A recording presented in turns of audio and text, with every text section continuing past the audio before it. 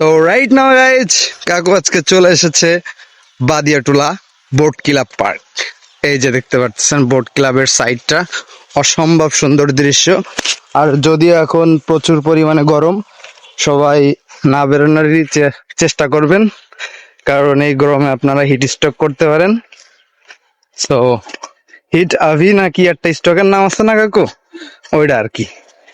তো সবাই বিকালের দিকে বের হবেন, বোট ক্লাব পার্কে আসবেন। এই যে অসম্ভব সুন্দর দৃশ্য, যদিও এখান থেকে খুব বেশি একটা দেখা যাচ্ছে না, তবে সামনে দেখানোর ট্রাই করবো ইনশাল্লাহ। কাকু মার্কেট করতে গেছিল, এই যে দেখতে পারতেছেন সব ব্যাগ জামা কাপড়, এর ভিতরে সবকিছুই আছে।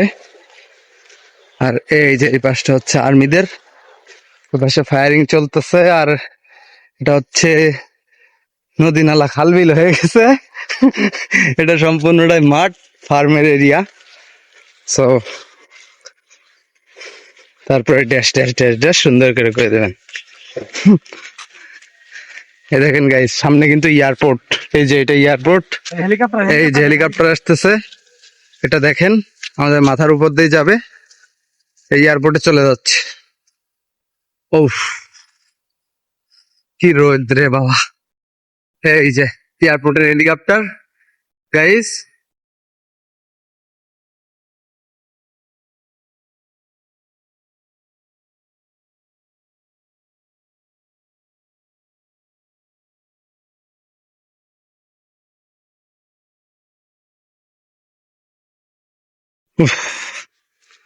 কি গরমে।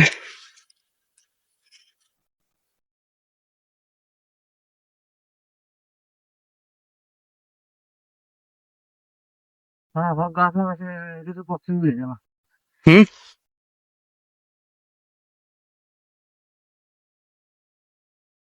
আসসালামু আলাইকুম ভিউয়ার্স, আমি আসছি আমাদের যশোর দরটানার ভৈরব নদীর পাশে এক বিল্ডিং এ আছি। এখান থেকে সুন্দরভাবে পরিলক্ষিত করা যাচ্ছে ভৈরবের পাড়ের উপরে। আসসালামু আলাইকুম ভিউয়ার্স, আমাদের যশোরের ঐতিহ্যবাহী ভৈরব নদীর পাশে আমাদের শহর গড়ে উঠেছে। আমাদের লালকোট যশোর পুরানো এবং ঐতিহ্যবাহী, সাথে লালকুটের সাথে পার্ক এবং ভৈরব নদীর পার। এটা এখন অনেক দুপুর টাইম, শহরের ব্যস্ততম শহর সবসময় থাকে। তো যশোরের এই ঐতিহ্য, ভৈরব নদীর অনেক ঐতিহ্যবাহী গল্প আছে এখানে, লালকোটের পুরানো অনেক গল্প আছে। তো এখান থেকে আমাদের অনেক কিছু শিক্ষণীয় আছে, অনেক কিছু পরিদর্শন বা এখানে পর্যটক বা বিভিন্ন ধরনের লোক এখানে এসে থাকে। এই ভৈরব পার্ক, এখানে বিভিন্ন ধরনের হসপিটাল, বিভিন্ন বিল্ডিং এবং ভৈরবের পানি এখন ওইভাবে নাই। বর্ষাকাল যখন থাকে তখন একটু ভৈরবের নদী নদী ভাব দেখা যায়, বাট এখন আর ওই ঐতিহ্যটা দেখা যাচ্ছে না।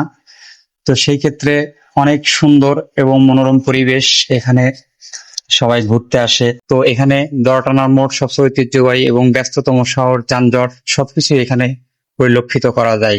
সবাই ভালো থাকবেন, আসসালামু আলাইকুম।